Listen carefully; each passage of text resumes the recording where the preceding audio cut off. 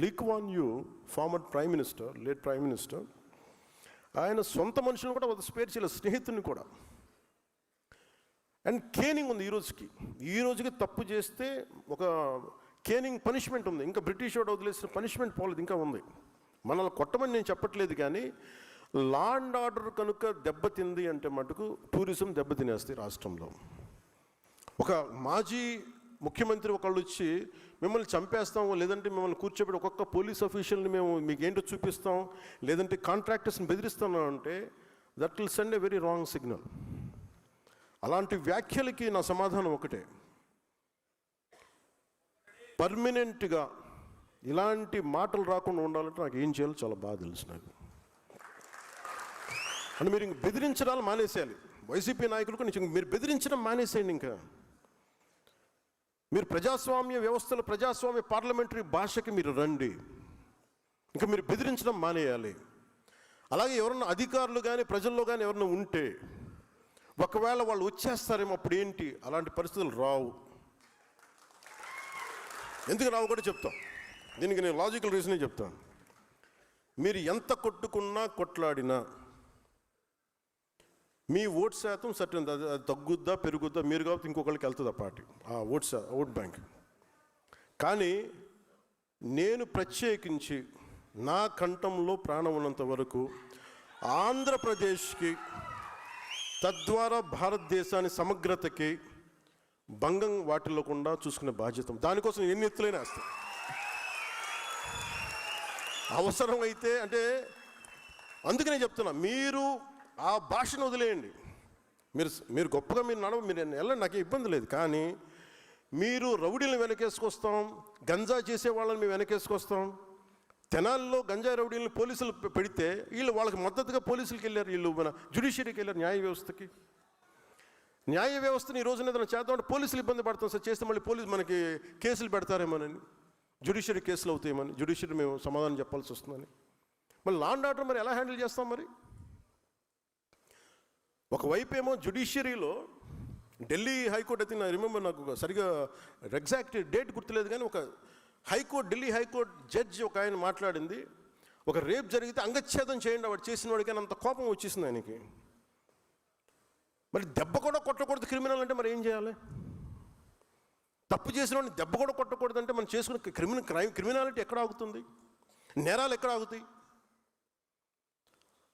ఒక 10 మంది కూర్చొని, ఒక ఫ్యామిలీ ఒక హోటల్కి వెళ్దామో లేదంటే ఒక బీచ్కి వెళ్దామంటే 10 మంది కూర్చొని రౌడీలు ఏడిపిస్తామంటే వాళ్ళు ఎక్కడికి పారిపోతారు? క్రిమినల్స్ వస్తే, పోలీసులు నిలబడకపోతే. అందుకని మీరు పదవి బాధ్యతలో ముఖ్యంది లా అండ్ ఆర్డర్ చాలా చాలా బలంగా ఉంటుంది. మీ స్థాయిలో మీకు కనిపిస్తే స్థానిక పోలీసులకు, పనిచేసే పోలీసులకు మీరు మద్దతుగా నిలబడండి, బలంగా నిలబడాలి. తప్పులు జరుగుతున్నాయి, కరెక్ట్ చేయండి వాటిని. మరి క్రిమినాలిటీ మీకు కనుక పెరిగిపోయింది అంటే మటుకు ఈ రాష్ట్రాన్ని ఇంకెవడు బాగు చేయలేడు. అందరికీ భయాలు ఉన్నాయి. వాళ్ళు ఐఏఎస్లు కావచ్చు, ఐపీఎస్లు కావచ్చు, వాళ్ళందరికీ వ్యవస్థను అందరం చంపేశారు. పొలిటికల్ లీడర్షిప్ మెల్లిగా వ్యవస్థను చంపేస్తుంది.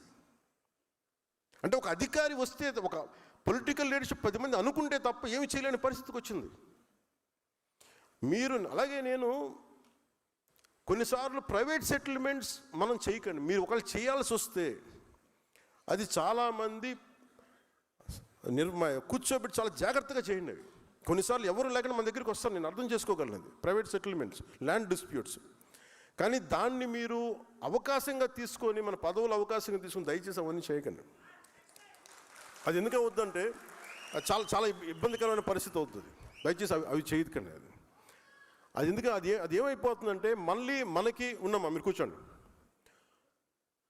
అది ఏం జరుగుద్ది అంటే మనం కనుక మనం కనుక కరెక్ట్ చేయకపోతే మనకిను ప్రీవియస్ గవర్నమెంట్కి తేడా ఏముంటుంది అది మీరు ఆలోచించండి. ఈ రోజున మీకోసం చొక్కాలు చించుకొని రోడ్ల మీద ఆడపిల్లలు ఇబ్బంది పడి వచ్చి ఓట్లేసినందుకు మనం కృతజ్ఞతగా మనం వారికి ప్రజలకి నిలబడకపోతే మనందరం తలదించుకోవాల్సి వస్తుంది. నేనైతే తలదించుకోను.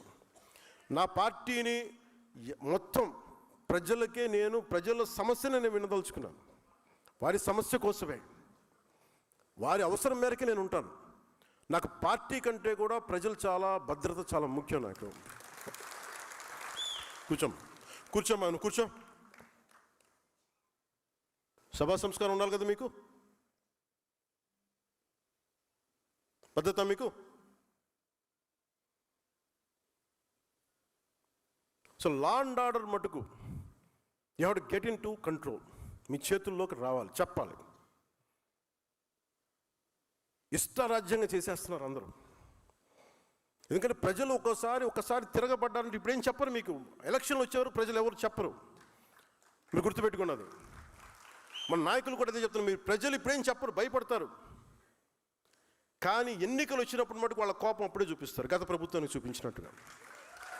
అది మర్చిపోకండి, అది ఎప్పుడు మర్చిపోకండి. సమస్య కోపం వచ్చిన రోజున వాళ్ళు ఏం చేస్తాం, మనం అప్పుడు కష్టాలు వస్తాయి.